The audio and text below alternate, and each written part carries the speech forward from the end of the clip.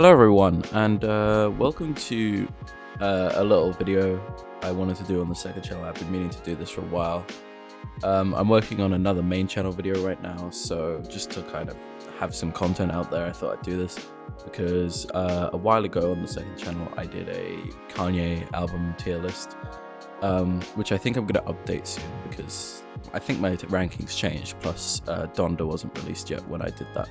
But anyways, one I wanted to do for a while was a Kendrick ranking, and I especially thought of doing this because Spotify recently did a thing where you rank your top 5 Kendrick projects, but that only lets you do your top 5, so I wanted to do a full tier list instead. Anyways, we've got all his studio albums here. We're not including mixtapes, mainly because I haven't listened to Overly Dedicated or Kendrick Lamar EP or whatever. So let's start from the beginning. We'll go in release order. So starting with Section 80. Section 80 is a good album. It's fun. There's a lot of good songs on it.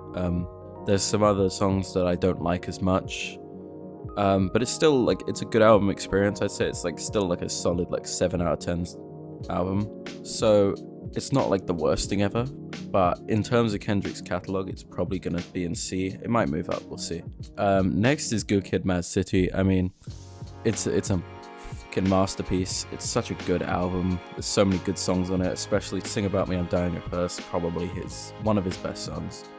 And just the whole album as a cohesive experience is so good, and probably easily like a 10. So it's going in the S. And the next album is To Pimp a Butterfly, which in my opinion is his best album, one of the greatest hip-hop albums of all time. Just, you know, it's this all-encompassing fucking masterpiece, and I don't think I've ever heard another album quite like it. So many good songs like The Black of the Berry and How Much a Dollar Cost, and then ones that aren't like as big of statement pieces but are so good, like I and Alright. And then like other songs like You, Wesley's Theory is so good. So that's going in the S at the top. Next we have Untitled Unmastered, which is it's a good collection of B-sides from To Pimp a Butterfly, and kind of had some early hints at what Damn would sound like. But as an overall album experience, it doesn't quite hold up to the others for me. So I'd probably put it like just above Section 80.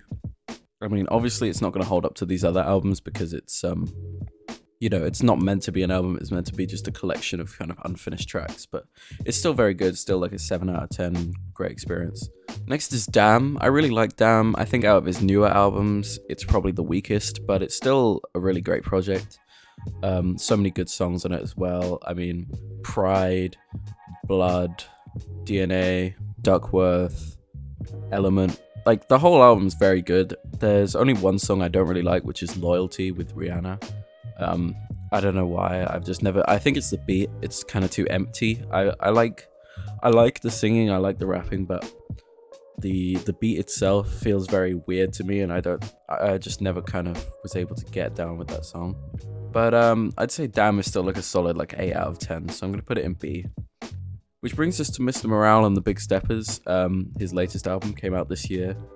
I love this album. I know it kind of had a very mixed reception when it first came out, but I think it's just amazing. I think,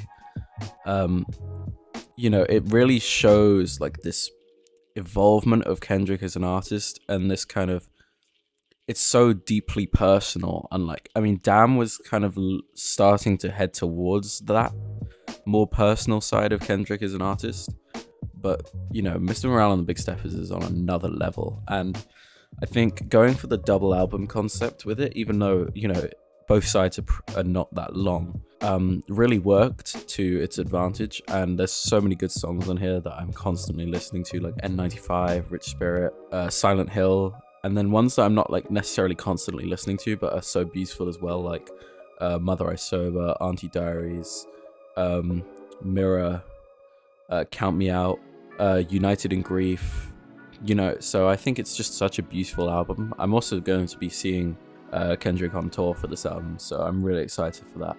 And I'd say it's like a solid 9 out of 10, so that's going to go in the A tier for me. But yeah, I think, you know, this is especially like Good Kid, Mad City onwards is like one of the best discographies in all of hip hop. It's, you know, so amazing how consistent Kendrick is, even if, you know, I like some albums more than others. You know, I would happily listen to all of these anytime. They're so good, they're classics. He's so consistent as an artist, and you know, I'm just constantly can't wait to see what he's going to do next.